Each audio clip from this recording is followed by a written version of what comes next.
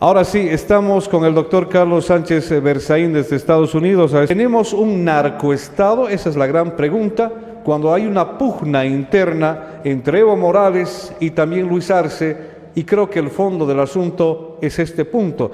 Y además, la pugna de poder, por supuesto. ¿Usted qué cree, doctor? Y permítame verlo así de frente. ¿Usted qué cree, doctor? ¿Qué es lo que está sucediendo? A ver, primero veamos una observación de la realidad boliviana, ¿no? Bolivia tiene dos problemas. Primero, no hay democracia en el país. Bolivia es una dictadura. Y segundo, es un narcoestado.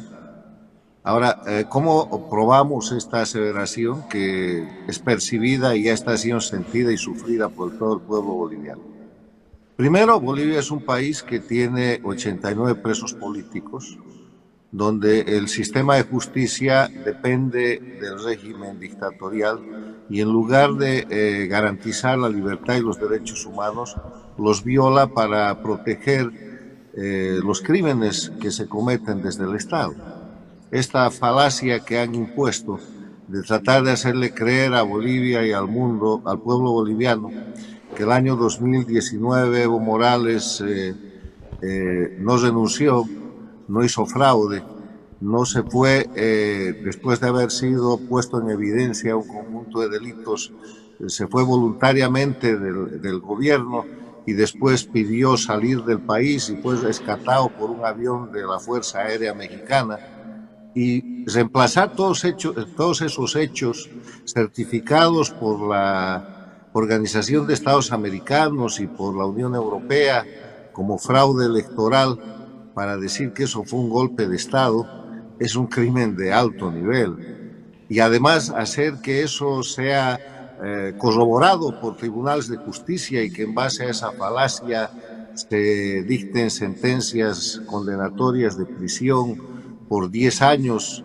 a la expresidenta interina, a miembros del alto mando militar, y se tenga en procesos similares a jóvenes como los de la Juventud Cochala y Cochabamba o el expresidente cívico de Potosí, el señor Pumari, es muy grave.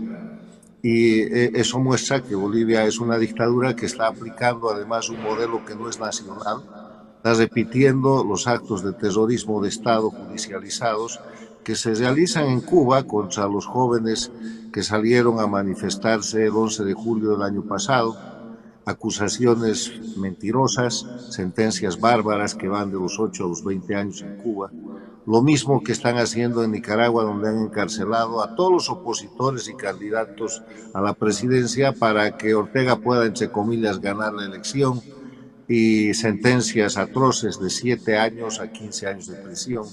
Lo que acaban de hacer en Venezuela con 25 militares a los que han condenado entre 8 años y 20 años de prisión. O sea, es el modelo de lo que se llama el socialismo del siglo XXI, aplicado en Bolivia, donde además se mantiene una oposición que, para darle un nombre, es oposición funcional, que juega en la tónica de simulación democrática del gobierno, del régimen, porque todos los opositores además están enjuiciados, están procesados o tienen sentencias, y el momento en que digan algo que corresponda a la verdad o señalen al régimen como dictadura, van presos.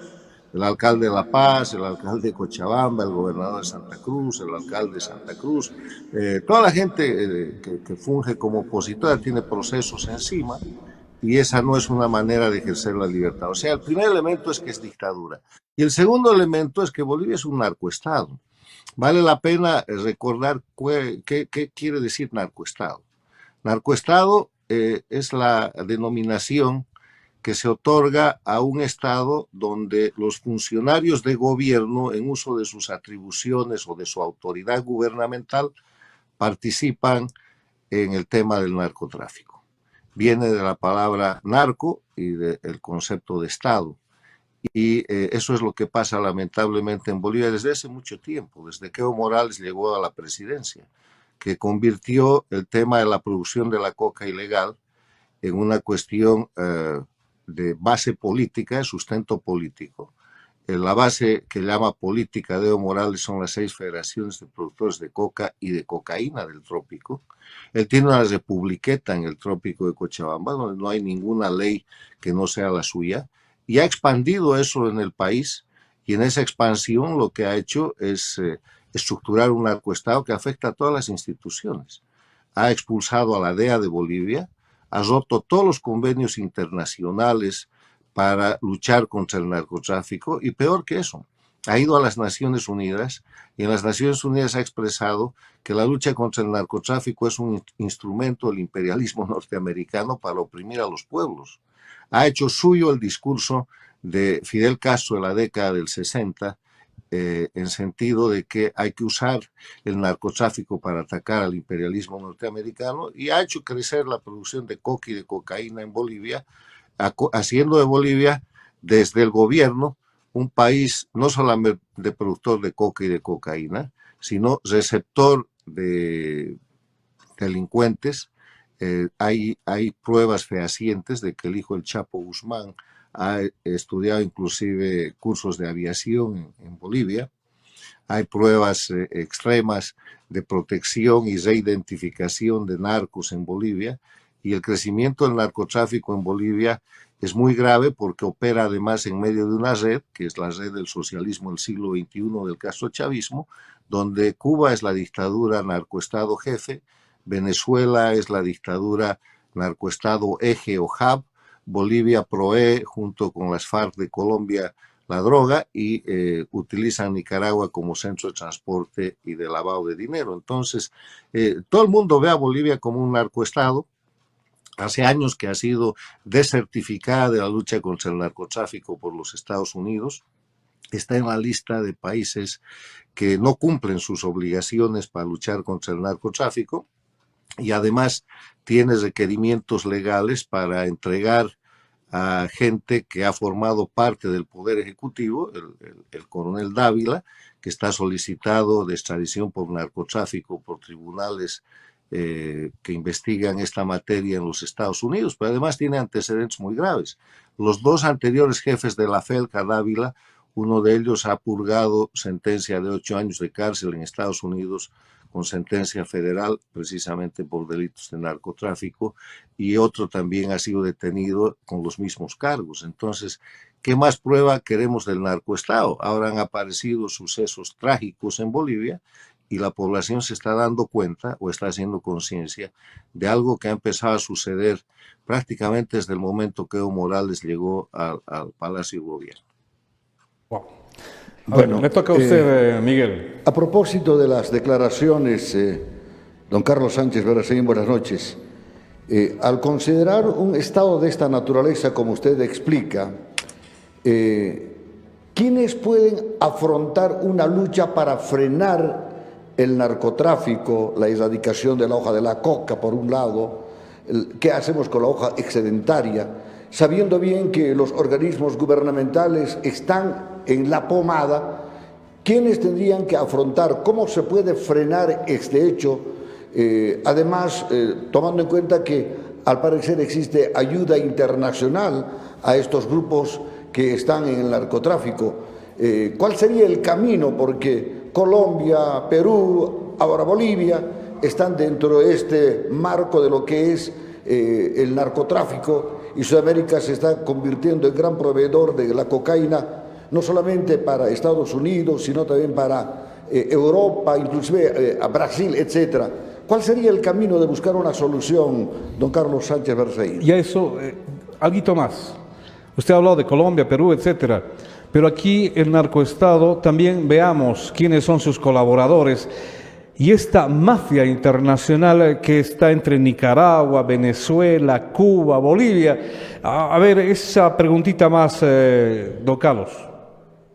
A ver, hay que distinguir lo siguiente. El narcotráfico es un delito global, pero la diferencia entre un país en el que suceden delitos como el narcotráfico y la diferencia entre un narcoestado radica en que en países como por ejemplo Colombia, como el Perú, como la Argentina, como Estados Unidos, los países europeos, el Brasil, los gobiernos no están metidos en el narcotráfico. O sea, combaten efectivamente con mayor o con menor eficiencia el narcotráfico y el narcotráfico es un delito transnacional penalizado y perseguido en todo el mundo. Yo quiero recordarles que hay un convenio mundial de lucha contra el narcotráfico en el cual la coca es una sustancia controlada, es una sustancia prohibida y la cocaína, la producción de cocaína es uno de los delitos internacionales más importantes. Entonces, esa es la primera diferencia que hay que hacer. Lamentablemente, Bolivia es un narcoestado porque el gobierno está en el narcotráfico. A ver, ¿cuáles son las expresiones del narcotráfico? Las expresiones del narcotráfico son el cultivo de la coca ilegal, la producción de la droga, el tráfico de la droga, el lavado de dinero, y esos son los 4 niveles en los que se ve la participación del gobierno de Castro Chavista de Bolivia, del gobierno de Evo Morales y del gobierno actual de Arce Catacora. A ver, los cultivadores de coca ilegal son la mayoría en el Congreso que llaman del Estado Plurinacional de Bolivia. Han impuesto su constitución, que es una copia de la constitución cubano-venezolana, con un proyecto transnacional que es un proyecto dictatorial.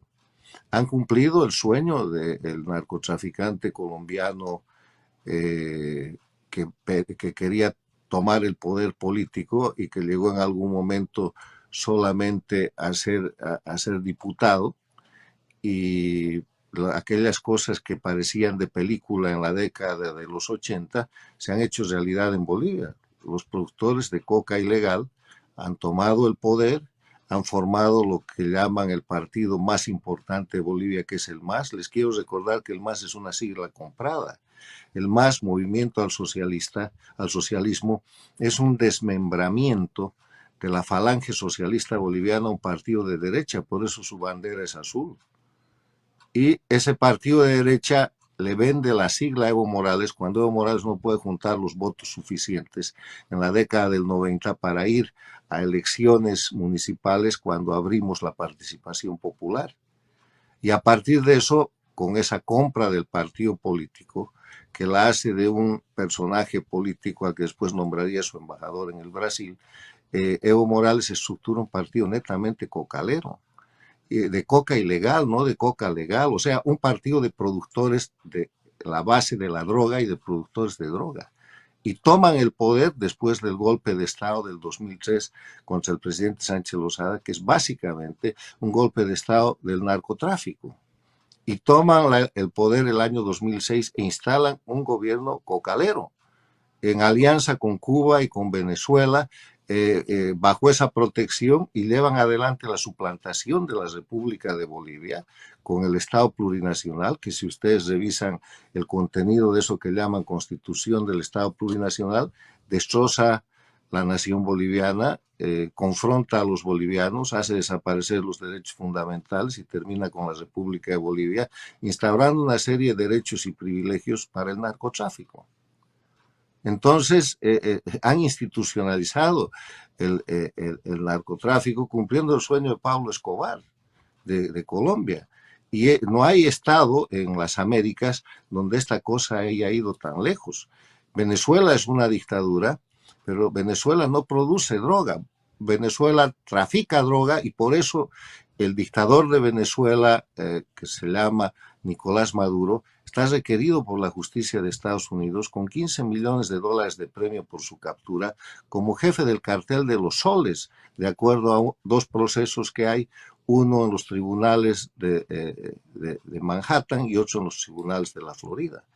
Ahora, sobre el tema boliviano, además de que han pasado por cárcel 2 de los ex jefes de la FELC designados por Evo Morales por tráfico de droga, ahora está requerido el último jefe de la FELC, que es el coronel Dávila, al que el Estado boliviano simplemente responde con el silencio. Y cuando se ha hecho ese requerimiento, se ha desatado en Bolivia un pánico de parte de Evo Morales, que se ha refugiado en su republiqueta del trópico de Cochabamba y que ha empezado una disputa con los órganos oficiales de su propio gobierno pidiendo cobertura y protección frente a la lucha contra el narcotráfico. ¿Cuál es la razón, por ejemplo, por la que Evo Morales expulsa a la DEA? ¿Cuál es la razón por la que rompe todos los acuerdos internacionales de lucha contra el narcotráfico? Para favorecer al narcotráfico. Hoy día en Bolivia operan una cantidad de carteles mexicanos, brasileros, rusos, locales, de colombianos, de diferente procedencia, y eso es un altísimo riesgo, no solamente para la seguridad nacional, sino para la seguridad individual de los ciudadanos. Además de una cosa que es terrible, la prevalencia del consumo de cocaína, o sea, cuánta cocaína se consumía en Bolivia y cuánta gente consumía cocaína en Bolivia en la década del 90, era del 0,007%. 7 personas de cada 10.000 bolivianos consumían droga. Hoy día eso llega casi al 8%, porque es natural. Si aumentas la producción de coca y de cocaína, el lugar donde produces es donde primero aumenta el consumo. O sea, no es nomás pensar y decir Bolivia está exportando cocaína, no, Bolivia está consumiendo cocaína. Se han hecho desaparecer todos los planes de la lucha contra el narcotráfico. La lucha contra el narcotráfico en Bolivia tiene 4 pilares de acuerdo a la ley 1008. Prevención, que no existe. Erradicación, que es un show, es una mentira, porque dicen que están erradicando y en verdad están cultivando más. Han expandido toda la zona del Chapare, los parques nacionales, se han echado todo el Isiboro Secure, ahora se están echando a Santa Cruz y están terminando con todas las reservas para llegar hasta la frontera del Brasil con cultivos de coca. Mientras atacan a los cultivadores tradicionales de coca legal, que son los de los yungas, a los que los encarcelan, a los que los persiguen, a los que los criminalizan, usando el poder del Estado que controlan. ¿Cómo no va a ser eso un narcoestado? El otro tema es la lucha contra la interdicción, que es prácticamente un show, porque expulsada la DEA, eso ha vuelto a las manos de la corrupción interna manejada por el propio gobierno, y el otro tema es el desarrollo alternativo, que es inexistente.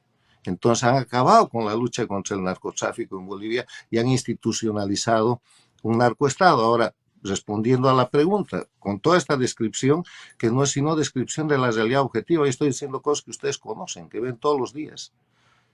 ¿Qué se hace para sacar a Bolivia de esa situación? Se recupera la democracia, pues.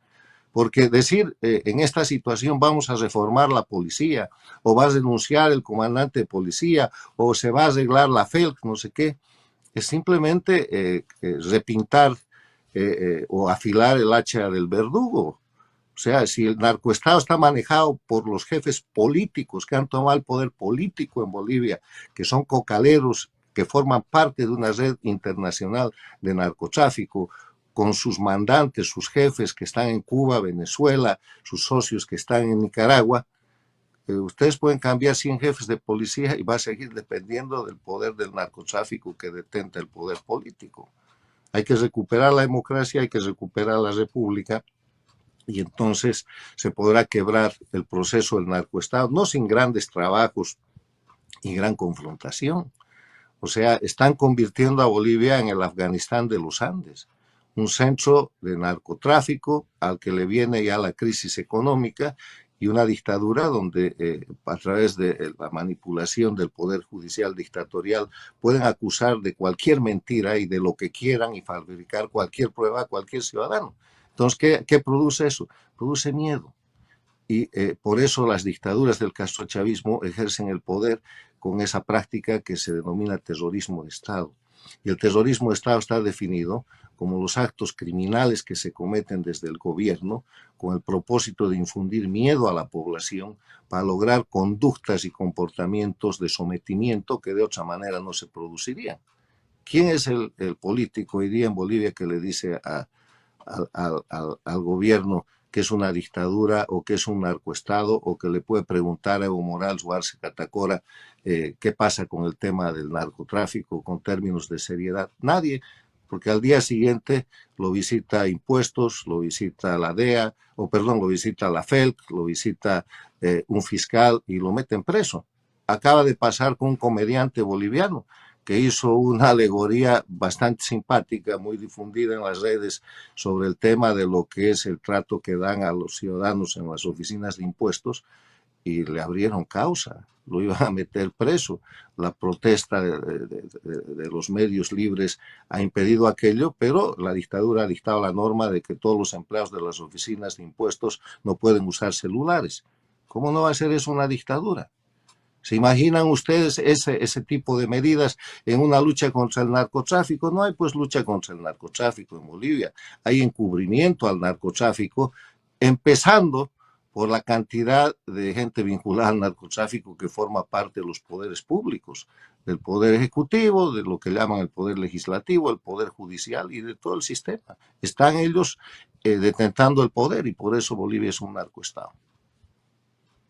Concluir, don Carlos, así cortito por el tiempo que tenemos. ¿Qué opina de la relación entre Evo Morales y Luis Arce? ¿Qué es lo que usted cree que está pasando de fondo, no de forma? Bueno, yo creo que tiene que ver con el narcoestado. Evo Morales es un cocalero de principio a fin.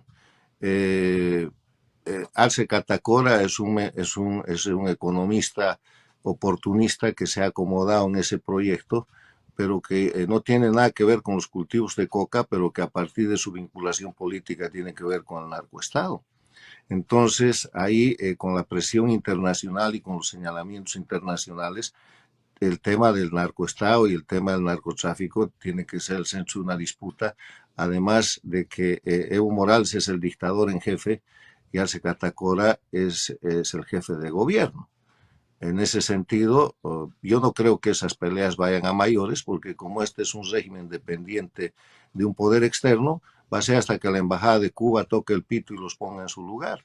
No creo en esa lucha, en serio, salvo que quiebren la autoridad central que tienen, que viene desde Cuba y Venezuela.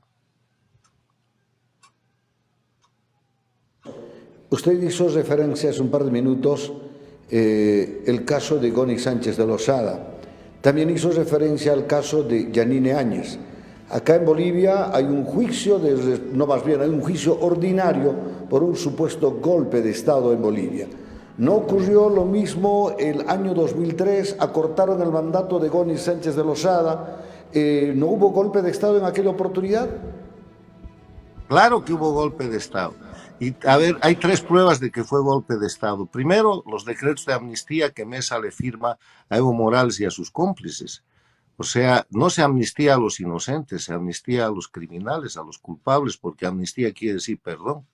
Si Mesa no hubiera firmado esos decretos de amnistía, que son dos, que siguen vigentes hasta ahora, Evo Morales hubiera tenido que rendir cuentas al país por las masacres de octubre del 2003 y nunca hubiera llegado a ser candidato. La segunda evidencia de que eso fue un golpe es que de inmediato proceden a falsificar una ley de reforma constitucional falsificada, donde rompen toda la rigidez de la Constitución de la República de Bolivia e introducen el concepto de Asamblea Constituyente, que estaba expresamente prohibido, porque la reforma total de la Constitución no es permitida en la República de Bolivia. Y el tercer tema que prueba que eso fue un golpe de Estado son las confesiones de Felipe Quispe en su libro La caída de Goni y las propias confesiones de Evo Morales y de todo su grupo, que una vez que toman el poder empiezan a hacer del derrocamiento de octubre del 2003 una especie de méritos para ascender dentro del régimen de Evo Morales, y todos confiesan cómo habían hecho el golpe, cómo habían preparado, cómo habían conspirado, con quienes se habían aliado, y porque esa era una manera de obtener un ministerio, de avanzar en la lista para ser candidato a algo dentro del régimen dictatorial que habían organizado, para conseguir una embajada o lo que fuera. Está todo documentado en la prensa, está absolutamente confesado, y está claro que lo que ellos hicieron llevando adelante la persecución política contra el presidente Sánchez Lozada y su gabinete fue un acto de simulación, fue un acto, el primer hecho, que se repite después, el 2008 y el 2009, con los prefectos de la Media Luna, cuando encarcelan al gobernador de Pando, a Leopoldo Fernández, absolutamente sin ninguna orden judicial y sin ninguna prueba, y lo tienen casi 12 años en la cárcel. el Leopoldo solo sale de la cárcel porque cambia el gobierno y viene el gobierno interino de la señora Áñez. Y ahora le está pasando al gobierno interino de la señora Áñez con militares, con policías, con ministros y con toda la gente que está en medio. Es la práctica del terrorismo de Estado judicializado que empieza falsificando la verdad. En el golpe del 2003 ellos dijeron que había sido un cambio político y que esas eran masacres producidas por el gobierno. Mentira, fueron masacres producidas por ellos para tomar el poder derrocando un gobierno democráticamente establecido. Y tan es así que después en el año 2019-2020 repiten la misma figura en los mismos lugares. En Sencata y en Sacaba, Evo Morales repite las masacres y esta vez lo graban dando las instrucciones para asolar a Bolivia con agresiones, con bloqueos y con hechos criminales. Entonces, ¿qué prueba más que eso? Evo Morales es un criminal que está protegido por las amnistías sucesivas que le han firmado y que se ha firmado, y que es el autor del narcoestado en Bolivia, y eso es clarísimo. Ahora, es difícil decirlo en Bolivia, porque ya les digo, les puede caer desde la Oficina de Impuestos hasta la Corte Suprema de Justicia que esta gente maneja, y precisamente por eso Bolivia es una dictadura, porque no hay Estado de Derecho y no hay libertad de expresión.